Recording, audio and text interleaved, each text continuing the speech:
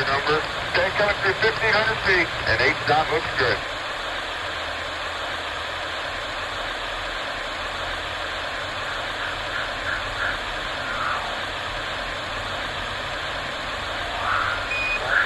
We've lost data right now, but we'd like aft on me, please.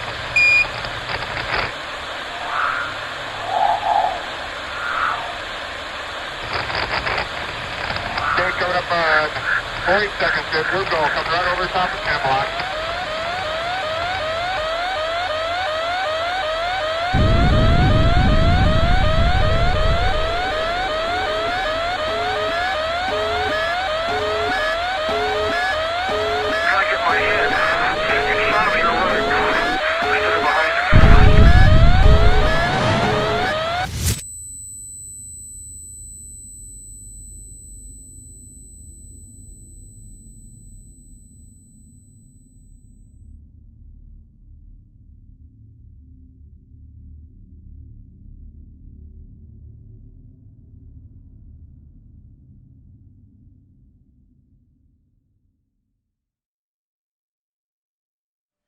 Bienvenidos sean todos a una edición más de La Bóveda de Acero, el podcast en donde hablamos un poco de todo, llegando a tus oídos desde la ciudad de Guadalajara, Jalisco, en México.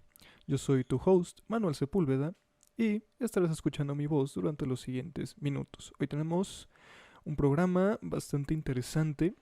Vamos a viajar un poco al pasado.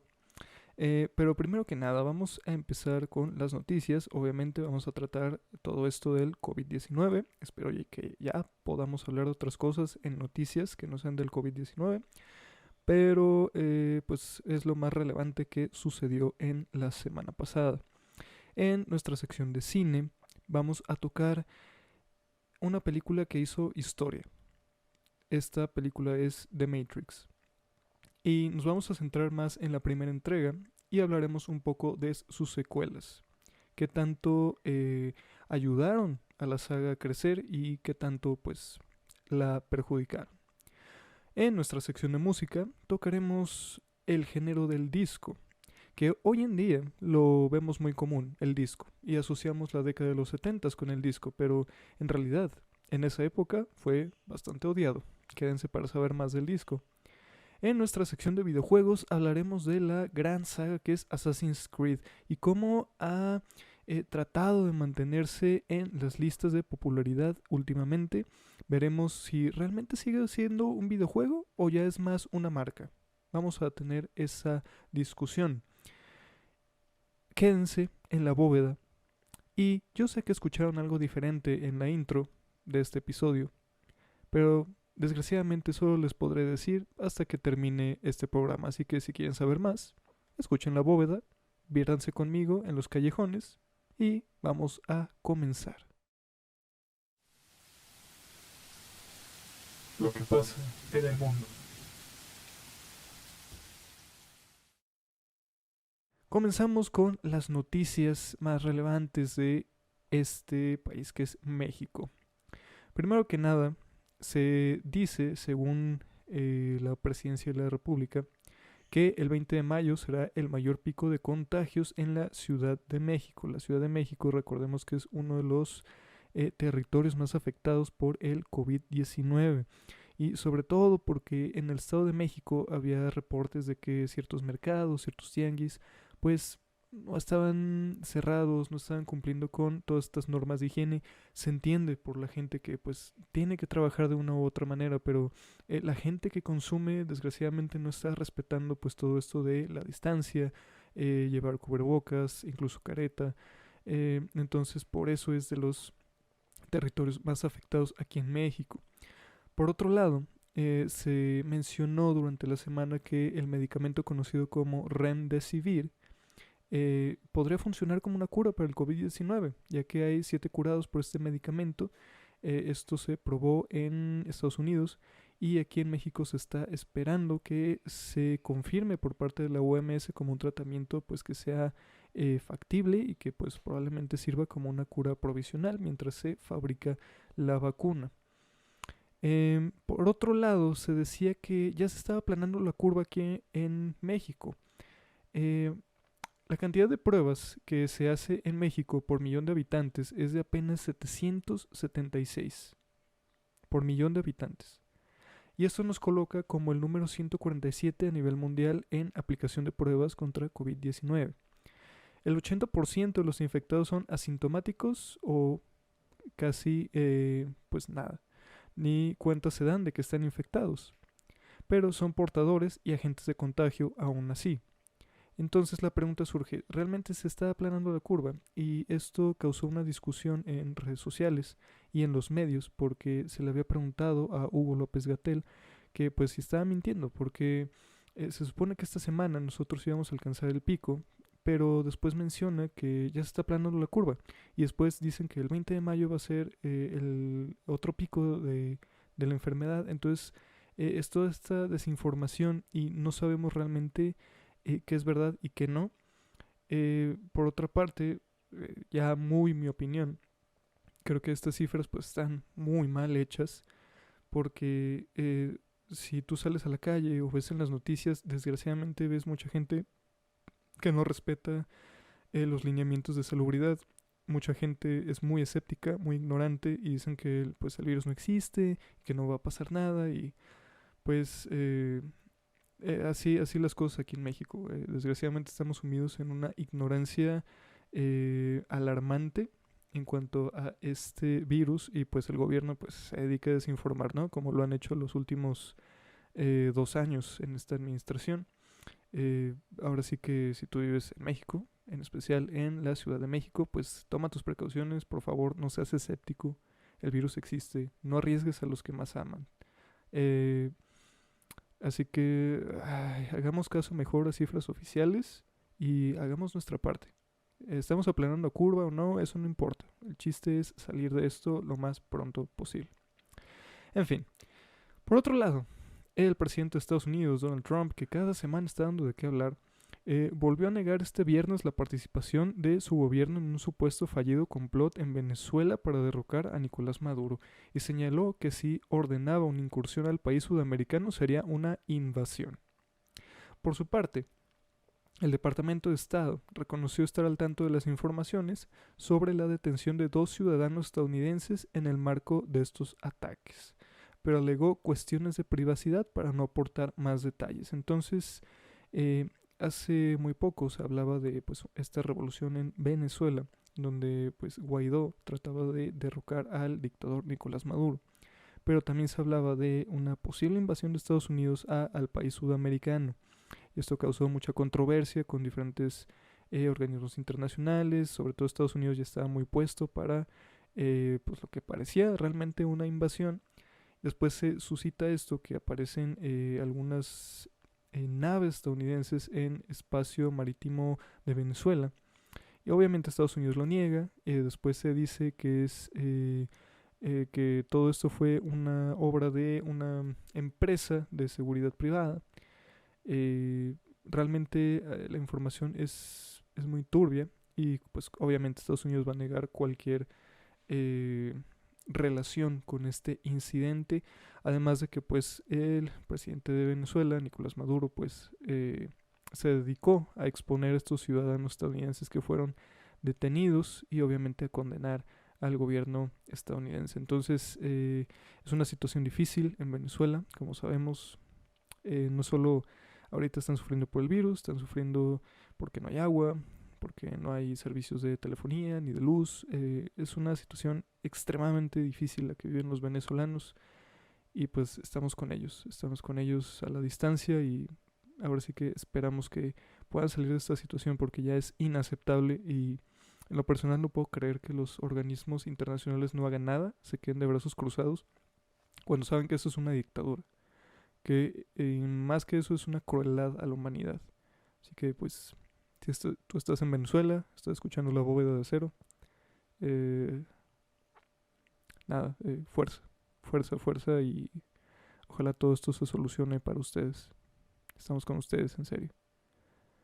Por otra parte, la tasa de desempleo en Estados Unidos llega a 14.7% y es la más alta desde la Gran Depresión, que fue en los 30s. se han perdido alrededor de 20.5 millones de empleos, es decir, 20.5 millones de personas que se han quedado sin ningún ingreso y que probablemente tengan familias que mantener, y es una situación difícil para el país del norte. Y esto hasta la semana pasada, porque no sabemos si se pierdan más durante las próximas semanas, próximos meses, debido a la pandemia. Y como comentario final quisiera decirles a pues todos los que escuchan La Bóveda de Acero. Han surgido obviamente muchas teorías conspirativas, mucho sobre todo esto del 5G. Aquí en México algo tan estúpido, disculpen la palabra, pero algo tan tonto como que estaban internando personas por COVID para robarles el líquido de las rodillas. Sí, así es, el líquido de las rodillas para venderlo, porque según eso es muy caro. Obviamente no es cierto. Por favor, no desinformes a la población. Si tú dices que tienes información, tienes videos, que escuchaste en YouTube una teoría conspirativa de que nos van a controlar a todos, por favor cállate. Disculpa que te lo diga así, pero por favor cállate si eres de esas personas, porque realmente no creo que tengas bases, no creo que tengas argumentos para estar diciendo que unos reptiles del espacio nos van a controlar. Así que por favor, abstente. Y si vas a compartir ese tipo de información conspirativa, al menos ofrece pruebas, ofrece fuentes que sean fidedignas. No ofrezcas un link de YouTube de alguien al azar que decidió hacer esa teoría. No, ofrece argumentos y bases que realmente ayuden. Investiga un poco sobre la 5G. Realmente la 5G sí hay radiación, pero es mucho menor que otros dispositivos. Tu celular tiene más radiación que una antena 5G. Así te la pongo. Sobre el líquido de las rodillas, no sé a quién se le ocurrió semejante sandez, porque pues tampoco es cierto. Todo esto, por favor, abstente de hacerlo. Obviamente es difícil mantenerse en casa y creer todo esto del virus cuando no conoces a nadie contagiado. Yo sí he conocido a gente que está contagiada de COVID. Yo tengo conocidos doctores que sí, efectivamente dicen que este virus pues sí es altamente contagioso, y sí, señores, sí existe. Así que ponte a investigar algo de historia. Las pandemias en el pasado duraron años,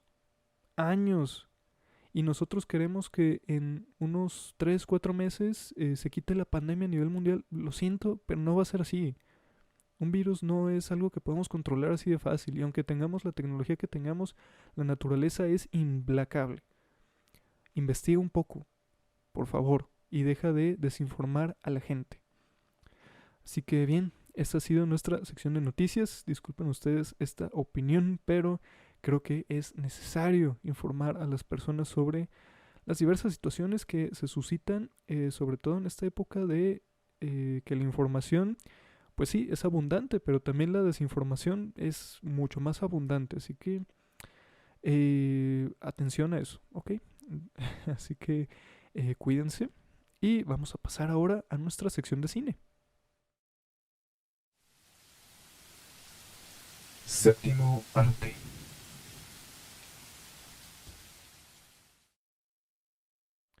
Y comenzamos ahora sí la sección de cine, ya más relajados, por favor. Vamos a hablar de The Matrix. Esta película que surge de la mente de los hermanos Wachowski. Dos hermanos, bueno, actualmente hermanas porque ya cambiaron de sexo, según esto. Surge de la mente de estos o estas cineastas y causa un revuelo general en la industria del cine, no solo por las escenas de acción, porque recordamos que ya existían ciertas películas que hacían mucho con escenas de acción, sobre todo en los 80s, cuando el género hizo un boom. Pero The Matrix vino a renovar eso. ¿Y cómo lo hizo? The Matrix toma inspiración de las películas asiáticas, chinas y japonesas, en donde se usaba mucho esto de que los protagonistas volaban y hacían todos estos movimientos imposibles, y hasta lo hacían como en cámara lenta, y se daban golpes y patadas en el aire y todo esto. Entonces los Wachowski toman mucha inspiración de eso y lo aplican a The Matrix. Y por supuesto lo hacen de una manera impresionante. Contratan a los mejores coreógrafos de peleas. Obviamente también los actores se dedican a aprender un poco de estas artes marciales y usan lo último en tecnología para darle credibilidad a todos esos movimientos. Obviamente también se dedican a desarrollar el concepto dentro de la historia, ¿no? Que pues como The Matrix es pues un programa, es una realidad virtual, entonces cualquiera puede hacer lo que quiera. Si quiere ser ahora sí que un Bruce Lee cualquiera, pues entonces lo puede ser. Simplemente se mete a una simulación, aprende un arte marcial y ya se vuelve invencible, ¿no?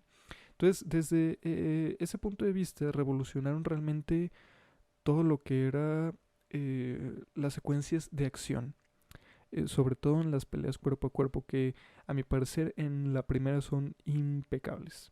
Y conforme pasaron las secuelas, pues obviamente el uso de computadoras se hizo más evidente. Ya no era tan práctico como en la primera, pero aún así mantiene esa marca. Y sobre todo, The Matrix revoluciona eso y también nos presenta una historia que impactó mucho en ese tiempo porque era el Y2K, este fenómeno que se iba a dar, que muchas computadoras iban a llegar al límite de eh, su memoria del reloj que tenían internamente, porque pues su memoria ya no les permitía almacenar más datos más allá del 2000. Entonces pues todos creían que iba a ser una crisis así informática muy grave. Entonces había mucha expectativa. The Matrix sale en este tiempo y es cuando nos presentan una realidad postapocalíptica en la que las máquinas se rebelan y ponen a los humanos dentro de esta realidad virtual, esta simulación del mundo real llamada The Matrix.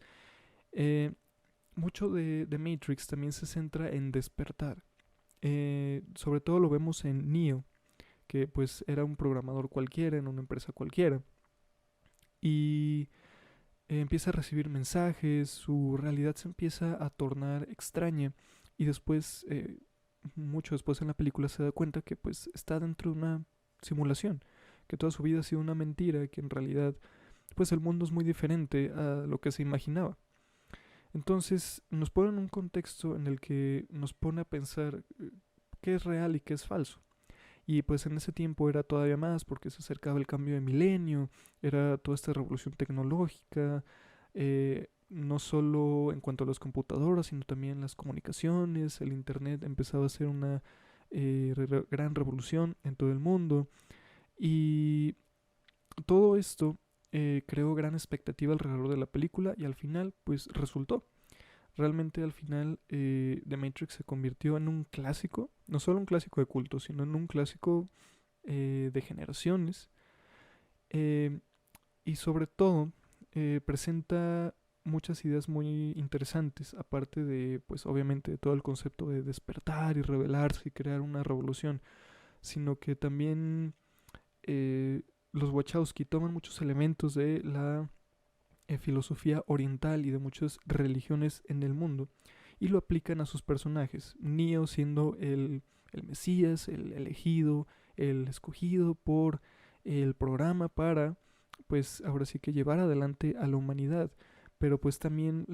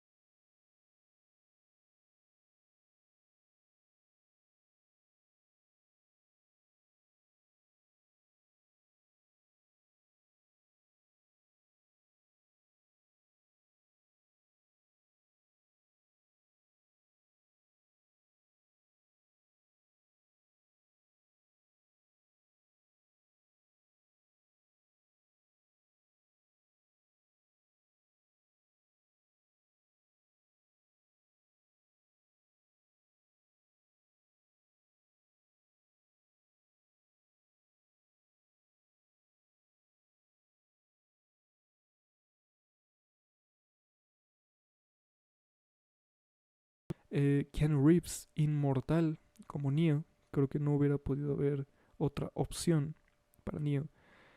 Y finalmente tenemos a Trinity. No me acuerdo ahorita del nombre de la actriz, disculpen ustedes, pero quisiera centrarme más en Keanu Reeves y en Lawrence Fishburne, que hacen una combinación bastante interesante. Entre ellos dos existe esta relación casi como de padre e hijo. Por un lado está Neo, que es casi como un niño, porque realmente nace tarde en el mundo real y le cuesta adaptarse y no tiene nadie realmente que lo apoye excepto a los que están más cerca de él, porque todos los demás son muy escépticos de su función en la revolución de la humanidad.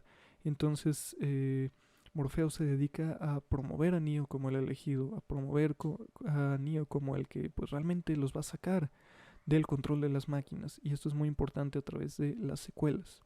Por otro lado, pues Keanu Reeves entregándonos un personaje que es bastante complejo, un personaje con el que nos podemos relacionar y con el que muchas veces lo podemos ver desde una perspectiva más humana. Es como alguien normal en una situación extraordinaria. Obviamente con las secuelas Neo va ganando seguridad, pero incluso en las secuelas se enfrenta con estos problemas que son meramente humanos y Keanu Reeves hace un gran trabajo. Curiosamente, el papel de Neo fue ofrecido a Will Smith, que de hecho Will Smith ya se pronunció en torno a todo esto.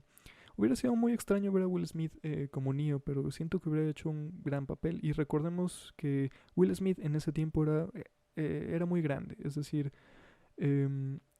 su fama estaba a la alza, había hecho El Príncipe de Bel-Air y todas estas series y películas, y pues era la estrella del momento. Y Keanu Reeves, si bien ya había tenido otras películas, pues todavía era una estrella realmente joven que estaba a la alza. Entonces, la verdad es que agradecemos a los Wachowskis por haber escogido a Keanu Reeves, porque hoy en día no podemos ver a Keanu Reeves como alguien más. Realmente creo que es el papel que le correspondía y punto. Así que tenemos estos personajes que evolucionan a través de 3 películas. Y la primera fue y es un clásico. Tenemos arcos completos, tenemos un final que nos deja con una posibilidad de una secuela y nos deja muy emocionados por verla. Después llegan las secuelas que fueron grabadas back to back, es decir, fueron grabadas casi seguidas y salieron el mismo año. Esta siendo Matrix Recargado y Matrix Revoluciones. Y entonces notamos un cambio de tono en la trilogía. Porque ya la segunda película, si bien nos presenta las mismas secuencias de acción, los personajes y el mundo, vemos un cambio de tono debido a que la tecnología también avanzó. Entonces vemos ya muchos efectos generados por computadora. Ya no vemos obviamente la misma trama de superación y todo eso. Ya los temas filosóficos ya no son tan evidentes. Los diálogos ya se vuelven un poco más triviales. Pero aún así nos presenta escenas de acción bastante buenas, diría yo. Yo creo que las mejores de la trilogía. Pero aún así se queda un poco corta en relación a la primera película. En Matrix Recargado, pues sí fue muy esperada por los fans, porque pues muchos querían ver la continuación de la historia de Neo y compañía. Pero desgraciadamente terminó decepcionando a muchos, porque si bien tenía elementos muy importantes y sobre todo desarrollaba la relación que tenían Neo y el agente Smith, se quedó corta en ciertos temas, aparte de que se extendía además en muchas secuencias y pues realmente no tuvo el impacto que tuvo la primera, pero eso no le impidió ser pues la revolución que fue también en ese tiempo. A eso se agregó también que sacaron juegos de Matrix, videojuegos de Matrix, y esto ayudó pues a la fama de la película. Y finalmente llegamos a la tercera película, que continúa directamente de donde terminó la segunda. Y Matrix Revoluciones pues ya era la conclusión a toda esta trilogía. Y Matrix Revoluciones pues yo diría que es la más débil de las 3, porque seguimos teniendo el cambio de tono que se había dado en la segunda. Y creo que incluso me atrevería a decir que esta tercera también cambia un poco de tono. Ya se siente más casual. Ya se siente más como que ya queremos acabar esta trilogía.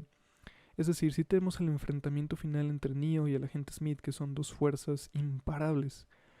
Y al final tenemos pues realmente el sacrificio del héroe y de cómo Neo pues finalmente se convierte en el auténtico salvador de la humanidad en este mundo.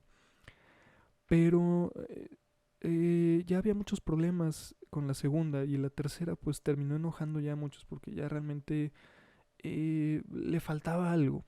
Porque ya había pasado toda la expectativa del cambio de milenio, el Y2K, y ya estábamos dentro de un nuevo milenio donde el internet ya era un poco más común, ya no existía tanto este contexto de presión ante la nueva información y ya eran personajes que ya conocíamos y ya habíamos visto muchas peleas épicas de ellos y nos habían ofrecido monólogos impresionantes y escenas muy padres.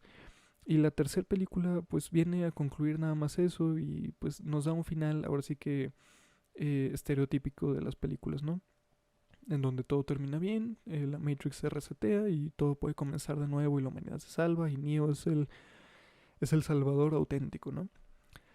Pero pues yo diría que en cuanto a acción se queda corto, se queda muy corto en relación a las primeras dos películas, porque ya se nota demasiado los efectos a computadora.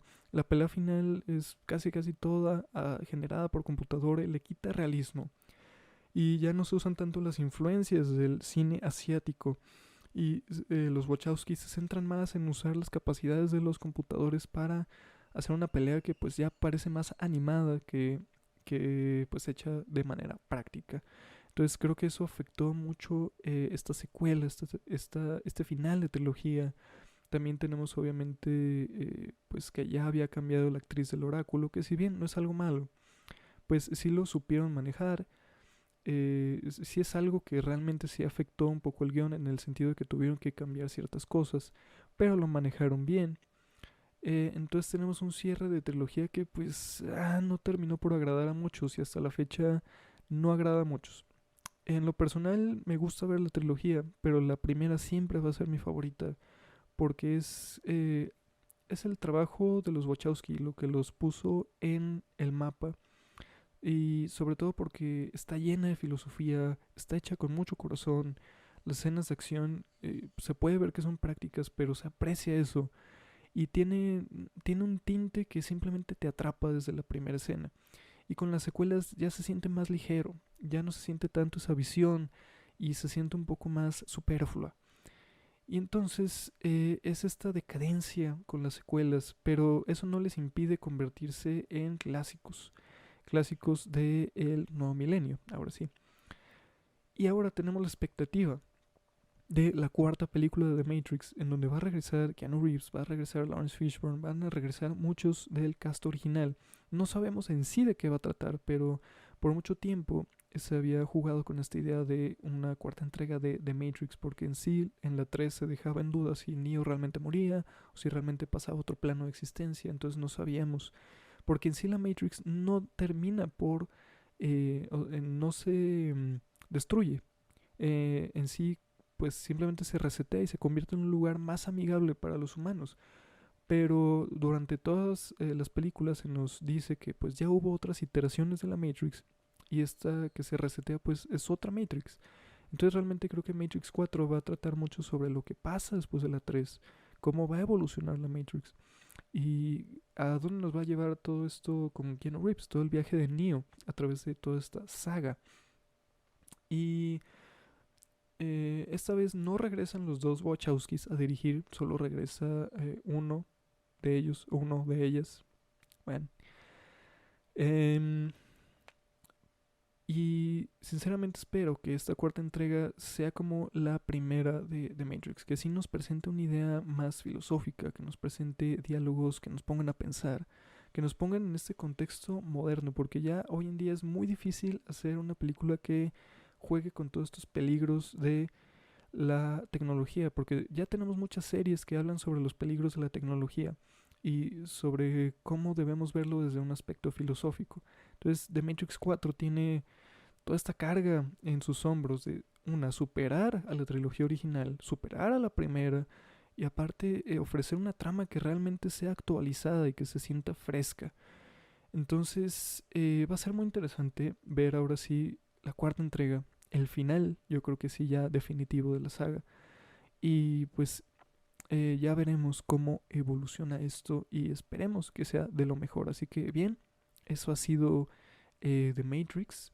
Hay mucho de qué hablar de esta película, pero si quieres saber más de The Matrix, pues te recomiendo investigar un poco. En YouTube hay muy buenos documentales sobre The Matrix, hechos por usuarios, obviamente, pero hay muchísimo contenido filosófico. Sobre todo, si puedes encontrar algún documental de la primera película, te lo recomiendo al 100%. Así que bien, The Matrix. Vamos a ver qué nos espera.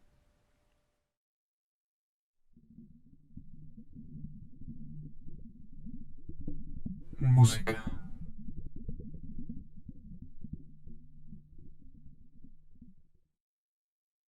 Ahora nuestra sección de música. El disco. El disco lo asociamos con las bolas de disco, obviamente. Lo asociamos con el baile. Lo asociamos con John Travolta. Con los Bee Gees. Tenemos hoy en día unas muy buenas referencias del disco. Sobre todo porque se ha usado en producciones más recientes, en películas sobre todo. Y de hecho, pues también se usa en la música moderna. Tenemos a bandas como por ejemplo Jamiroquai, que no son tan nuevos, pero Jamiroquai combinaba el acid jazz con pues todo lo que era disco en algunas de sus canciones, a pesar de que ya eran en los 90s. Tenemos el nuevo álbum de Dua Lipa, que tiene muchísimas influencias de disco. Tenemos Random Access Memories, que también usa algunas cosas de disco. De hecho, en general, Daft Punk usa mucho disco en sus sampleos. Tenemos varios ejemplos sobre disco. Y es un género que hoy en día pues es muy bien recordado porque pues simplemente es muy alegre, ¿no? Es muy bailable, extremadamente bailable. Pero en su tiempo, en la década de los 70s, incluso en los 80s, no fue tan bien visto. No fue muy bien visto. Pero ¿por qué? ¿Por qué era esto? Si era el género que definió una década. Y es que hay que ver un poco el contexto histórico. Venimos de una década en los 60s cuando se empieza a dar todo este movimiento hippie, todo la revolución sexual, y tenemos mucha controversia porque ahí es cuando chocan dos generaciones. La generación que viene de la Segunda Guerra Mundial, los boomers, y bueno, incluso anterior a los boomers, y tenemos la nueva generación que pues ya tenía otras ideas, quería acabar la guerra, querían cambiar muchas políticas, etcétera. Entonces hay este choque de ideologías. Y obviamente también en la música se da, porque en la música pues pasamos de el jazz y el swing y a sonidos más agresivos como el rock and roll o el blues ya más rápido. Y pues entre esos géneros surge el disco. Entonces el disco también se genera como una cierta rama del funk que es mucho más bailable que el funk y ya incluye ciertos elementos incluso sintéticos, artificiales, como son sintetizadores o los primeros sampleos, ¿no? Y entonces se da este choque de ideologías y el disco es casi casi satanizado. ¿Por qué? Porque pues se le consideraba muy sexual, se le asociaba con todos estos clubes en donde pues la gente pues desgraciadamente iba a drogarse, iba a alcoholizarse, pues era ahora sí que el sonido de los clubes, el sonido que inundó muchos establecimientos durante la década de los 70s. Entonces los miembros más viejos de la sociedad pues veían al disco como algo así como feo, ¿no? Como que estaba contaminando la mente de los jóvenes y que estaba ahora sí que corrompiendo su ideología y lo que estaba bien y lo que estaba mal. Y obviamente en los jóvenes pues esto crea una sensación de rebeldía, ¿no? El disco se convierte en algo, pues sí, en algo que puedes ir a bailar con tus amigos, en algo que te vas a divertir, pero pues también estaba asociado con los mejores clubes e incluso los clubes más oscuros de aquel tiempo, sobre todo en Estados Unidos. También por otro lado tenemos otra ramificación, que eran los que se oponían al movimiento disco, los que eran muy puristas, que decían, no, es que el rock and roll y todo esto, porque también recordemos que en los 70s fue una gran década para el rock and roll. Tuvimos bandas como Led Zeppelin, Queen, tuvimos también Bachman Turner Overdrive, tuvimos a The Who también, tuvimos muchísimas bandas, incluso Kiss, que estaba ya surgiendo. Entonces teníamos a los muy rock and rolleros, incluso metaleros, que venían ya incluso algunos desde los 60s, y teníamos a estos chicos que bailaban y todo eso. Y pues teníamos este choque también de géneros, en el que muchos se dedicaban a decir, no, es que el disco está, pues no, no es música, y pues no, ¿cómo que para bailar? Y quién sabe qué, mira, escucha este disco de Queen, quién sabe qué. Pues, o sea, eran como que la pelea entre puristas de un género y puristas de otro género. Algo similar a lo que tenemos hoy en día con el reggaetón y, y el rock moderno. Fue algo muy similar a lo que pasó en ese tiempo. Pero el movimiento ahí, fíjense que fue más fuerte, porque hubo campañas completas para desvirtuar al disco, y el disco terminó por ser socavado, terminó por ser odiado y terminó por ser el género así como perdido, como el patito feo de los géneros en la historia de la música. Y no fue hasta después, ya como a mediados de los 80s, incluso 90s, cuando empezó a resurgir. Pero eso fue gracias a muchos artistas que pues lograron salir de esta década, y por alguna razón pues se había pasado ya como el enojo o el odio al género, y se volvió a ser relevante. Y sobre todo porque muchas películas de los 70s como Saturday Night Fever pues se hicieron clásicos, y pues también la gente empezó a reconocer la musicalidad de las bandas de disco, o por lo menos las bandas que producían disco en su mayoría. Por ejemplo, los Bee Gees, que fueron los reyes del disco por mucho tiempo, o Earth, Wind and Fire, que son músicos extremadamente hábiles y que pues también hicieron una contribución enorme al disco. También como divas como Donna Summer o Gloria Gaynor, que tuvieron hit tras hit dentro de este género. Entonces se les reconoce ya un tiempo después, y dicen, oye, pues el disco realmente no era tan malo. Y entonces se empezó a recordar a los 70s como esta época que pues estuvo marcada por el baile y el disco, cuando en realidad pues en ese tiempo pues se desvirtuó mucho al género. Pero también viene la ayuda de las bandas modernas, sobre todo pues ya mencioné por ejemplo Jamiroquai, que adaptó muchos elementos de este género a su música, lo hizo aún más bailable y lo combinó con otros elementos ya de la década de los 90s. Y pues de alguna manera se podría decir que el disco también es una clase de predecesor a la música electrónica, porque el disco empezó a emplear lo que hoy en día se conocen como sampleos o como loops, en el sentido que también era muy repetitivo, tenía una base rítmica muy repetitiva. Eh, y esto fue lo que dio base a todos los que empezaron a hacer música electrónica y empezaron a hacer mixes. Y de aquí, en los 70s, es cuando se originan los famosos remixes, los famosos mixes que duraban hasta 20 minutos, y el que se usaba mucho en las fiestas o incluso en los clubes. Entonces, de alguna manera, el disco, gracias al disco, tenemos hoy en día electrónica y todas sus variantes.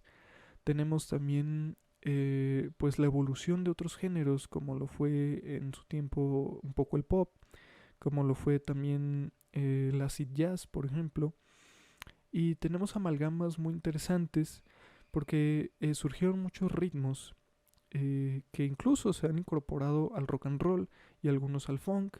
Y entonces nos damos cuenta de la importancia del disco, no solo musicalmente, sino que históricamente, porque realmente fue por mucho tiempo un género muy odiado, pero que hasta la fecha pues se le recuerda con mucho cariño. Y muchos dicen, es que hay que volver a la época del disco, y pues de alguna manera tienen razón, porque sí necesitaban mucha creatividad, y sobre todo porque a pesar de ser muy repetitivo en varias ocasiones, resultaba muy, muy, muy orquestal. hay muchos ejemplos de disco orquestal en donde se empleaban hasta violines, violas, violonchelos, orquestas completas, y eran arreglos bastante interesantes. Entonces también era un género pues difícil de producir. Y creo que es curioso que hoy en día lo recordemos con tanto cariño y que incluso lo usemos en ciertas producciones modernas. Bueno, en su tiempo fue muy odiado y muchos no lo saben. Realmente muchos no saben que fue muy odiado. Pero pues bueno, ahora si tú no lo sabías, ya lo sabes. Así que sí, sí, te recomiendo escuchar un poco de disco. A lo mejor no es un género que le guste a todos, eh, pero sí hay producciones muy interesantes, sobre todo de Earth, Wind and Fire. Creo que es una banda que ejemplifica el disco en su totalidad. Es decir, a pesar de que tienen otras baladas o una que otra canción más funk, en sí sus canciones disco son por excelencia las que representan el género. Los Bee Gees, obviamente, toda su época de los 70s. También Donna Summer. Donna Summer tuvo muchos de sus éxitos dentro del disco. Gloria Gaynor con I Will Survive. Esa canción es un clásico. Y hay muchos ejemplos, así que sí, te recomiendo investigar un poco la historia del disco y que veas todo este movimiento que pues afectó a muchos artistas, pero que al final el disco tuvo la última risa y definitivamente rió mejor.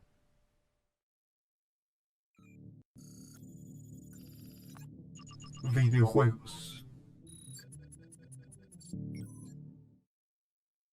Ahora llegamos a nuestra última sección, la sección de videojuegos, y vamos a hablar brevemente de Assassin's Creed. ¿Sigue siendo un videojuego o ya es una marca? Muchos lo han acusado de solo ser una marca, que nada le ponen Assassin's Creed al juego para que venda. Y sí estoy medianamente de acuerdo con este argumento. Assassin's Creed surge de una idea para un juego de Prince of Persia. Recordemos que Prince of Persia ya existía en la época de 16 bits, pero que rompe paradigmas con el juego de The Sands of Time, que salió para Xbox, GameCube y PlayStation 2. Entonces The Sands of Time rompe paradigmas porque ya incluye muchas habilidades como el parkour, como el combate rápido y la cámara lenta, también esta mecánica de retroceder en el tiempo, y nos ofrece ya pues el mundo de Prince of Persia en un ambiente 3D. El juego rompe paradigmas, se gana la apreciación de la crítica, la apreciación de los fans, y obviamente Ubisoft se pone a trabajar en spin-offs y secuelas. Si bien Prince of Persia siguió su curso con varias secuelas a The Sands of Time,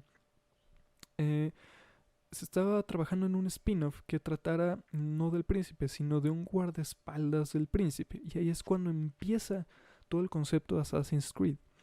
Se empieza a hacer todo este setting en el Medio Oriente, con obviamente los encapuchados y todo esto. Y es cuando Ubisoft dice, oye, creo que aquí ya tenemos un nuevo concepto. Ya hay que separarlo de la IP de Prince of Persia y hay que convertirlo en su propia marca, en su propio IP. Entonces ahí es cuando surge Assassin's Creed 1 con Altair, y de ahí la saga cobraría una fama impresionante porque no solo nos traería una historia que nos centra en tiempos antiguos, sino que también nos traería una historia en épocas modernas con Desmond y compañía, y todo este concepto del Animus y los genes y cómo se pueden usar para viajar atrás en el tiempo. Entonces era un setting como de ciencia ficción, se podría decir, y pues la verdad estaba muy bien realizado, pero después sale Assassin's Creed 2, Assassin's Creed Brotherhood y todo lo que sería la saga de Ezio. Y Ezio se convirtió en el favorito de los fans y hasta la fecha es el favorito de muchos.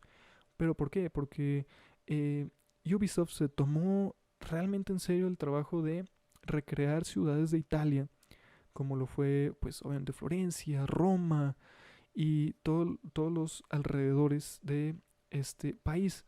Y sobre todo Ezio era el asesino por excelencia, era alguien con una historia trágica que decide incluirse en la hermandad y finalmente se convierte en uno de los mejores asesinos de la historia. Incluso pues le hacen películas animadas para darle cierre a su personaje, y lo vemos desde joven hasta que pues finalmente muere, hasta que ya es un viejo retirado de la vida de asesino. Y realmente Assassin's Creed del 2 al Revelations fue el mayor punto para la saga, porque vimos un personaje crecer, lo vimos caer, lo vimos envejecer y vimos toda su evolución, y también vimos mucho de su carisma a través de su propia saga, se podría decir. Después de esto viene Assassin's Creed 3, que no es tan bien recibido, recibe un port horrendo a la PC, es muy criticado por esto. Además, el cambio de personaje iba a ser difícil porque ya tenías a Ezio, que pues, es el favorito de los fans. Que si bien los personajes de Assassin's Creed no son para nada malos, pues no, simplemente no eran Ezio y no tenían eso que hacía Ezio. Entonces es muy difícil acostumbrar a la gente a nuevos personajes. La historia en sí es buena, la ambientación también es muy buena, diría yo. La recreación de Estados Unidos de épocas de la independencia es bastante fiel. Pero desgraciadamente aquí es cuando la gente se empieza a quejar de los bugs, que hay demasiados errores en el juego, que la IA ya no es tan buena, el combate no es tan bueno, el sigilo pues ya no es lo mismo. Hay ciertas quejas, pero sin embargo Assassin's Creed 3 es bien recibido y pues la saga continúa también para Desmond. Pero desgraciadamente el final es demasiado controversial.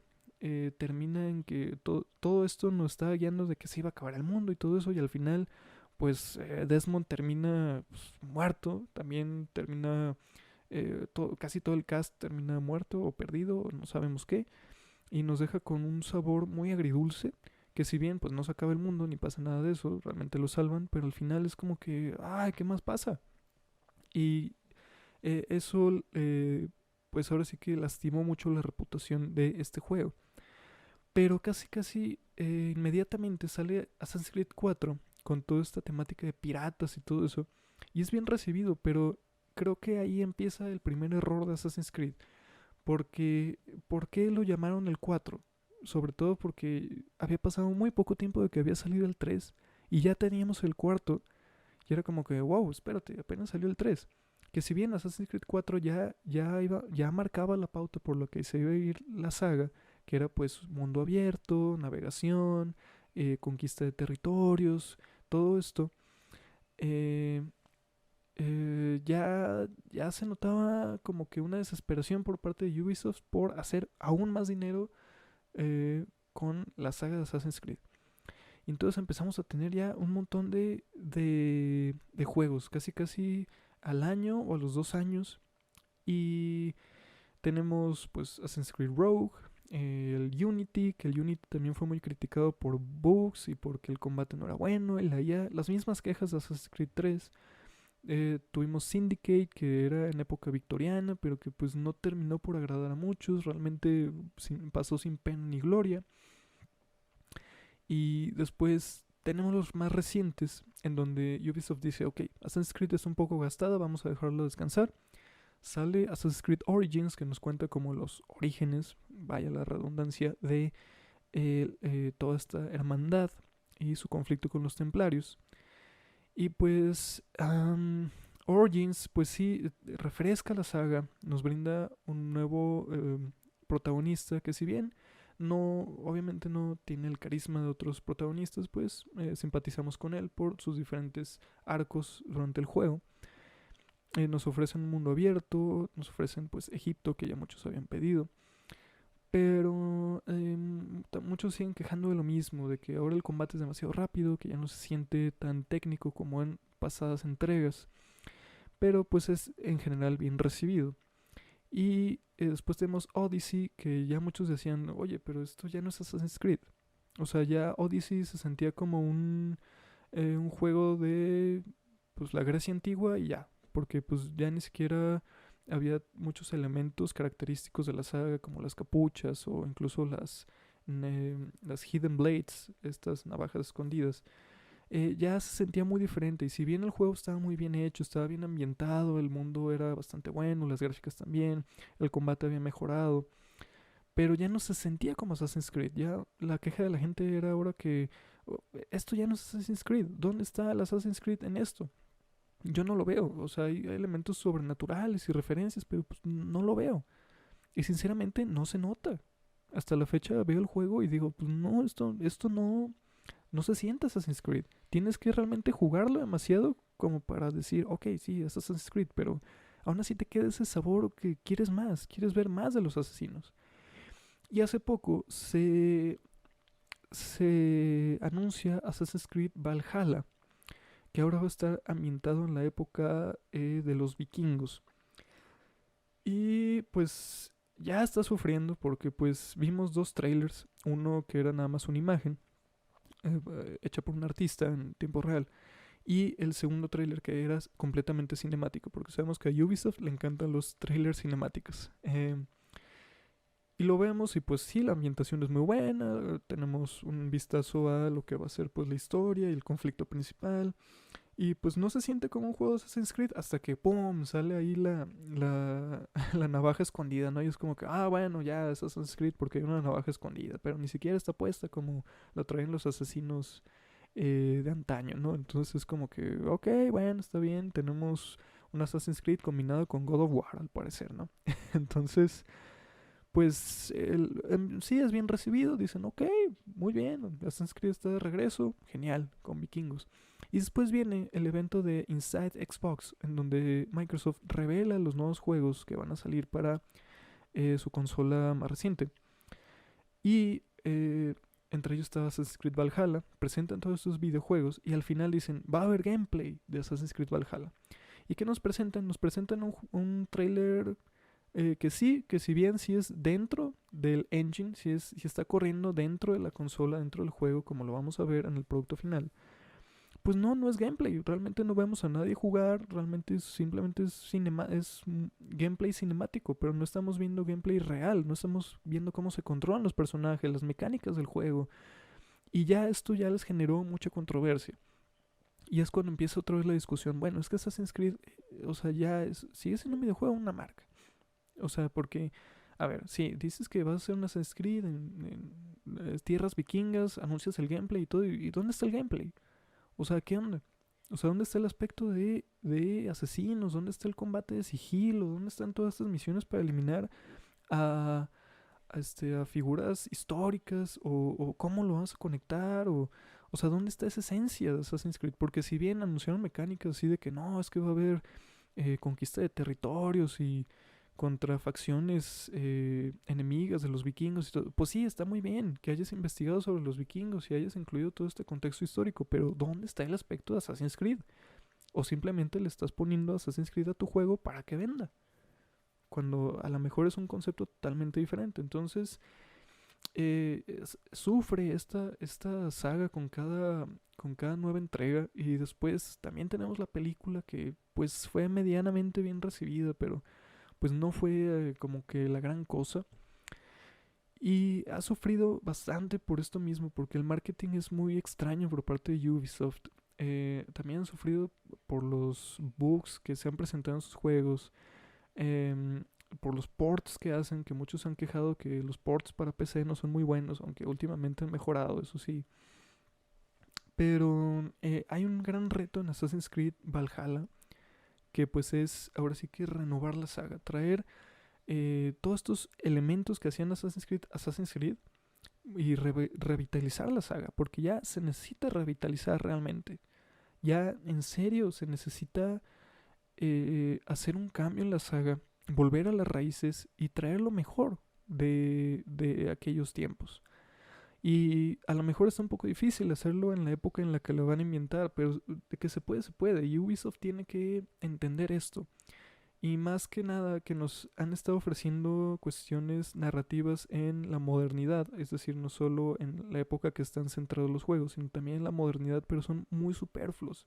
Son elementos muy superfluos que realmente terminan por olvidarse, porque no hay personajes como Desmond y compañía que realmente también estén empujando una historia más grande.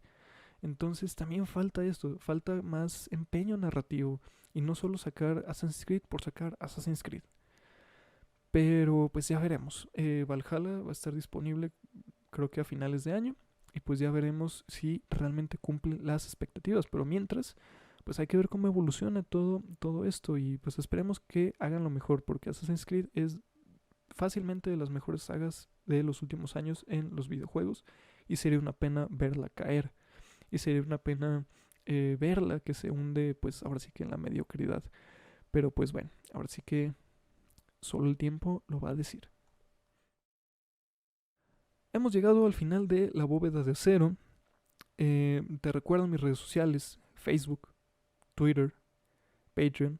En Facebook y en Patreon estoy como Manuel Sepúlveda. En Twitter es @bóvedacero. Me gusta escribir, estoy como Manuel Sepúlveda. Y finalmente, lo que escuchaste al inicio fue el trailer de mi nuevo libro, Desolación. Desolación va a estar disponible el 25 de junio del 2020, pero ya está disponible para preventa desde ahora. ¿Dónde está la preventa? Está en Amazon. Si tú vives en Latinoamérica, en México, métete a Amazon, busca Desolación y ahí vas a encontrar la preventa de mi libro para que puedas leerlo antes que nadie. Si quieres más información sobre todo esto, visita mis páginas de Facebook y Twitter. Finalmente quiero agradecerte. Gracias por escuchar La Bóveda de Acero, gracias por descargarla, gracias por estar aquí. Y pues nada, nos vemos hasta la siguiente dentro de La Bóveda. Hasta luego.